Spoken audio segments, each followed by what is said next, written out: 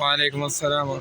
প্রিয় ইসলামী আন্দোলনের সহযোদ্ধা ভাইরা, আমার ধর্মপ্রাণ মুসলমান ভাইরা, আমরা লক্ষ্য করেছি বিগত 16টি বছর আওয়ামী দুঃশাসন আমাদের বাক শক্তিকে কেড়ে নিয়েছিল, আমাদের অর্থনীতিকে কেড়ে নিয়েছিল।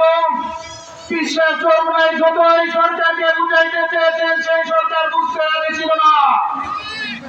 বাংলাদেশের জনগণ ভাবতেছিল এই জালেম সরকার মনে হয় আর এই বাংলাদেশের মস্তক থেকে যাবে না।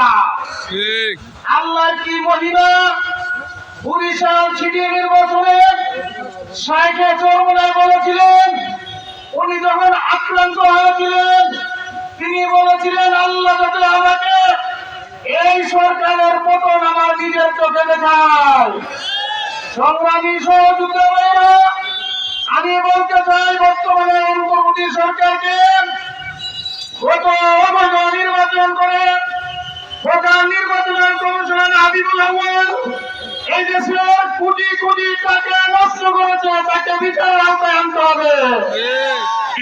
তাকে অপসারণ করে বিচারের আওতায় এনে বিচার করতে হবে।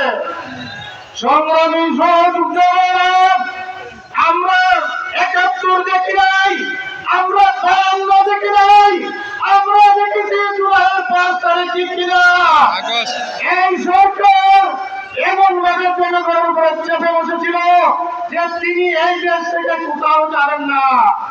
আল্লাহ পাক ছাত্র জনতার মাধ্যমে বিশ্বাসের চরমনায় প্রথম থেকে ছাত্রদের সাথে ছিলেন, উনাকে বিদায় করে ফেলেছেন।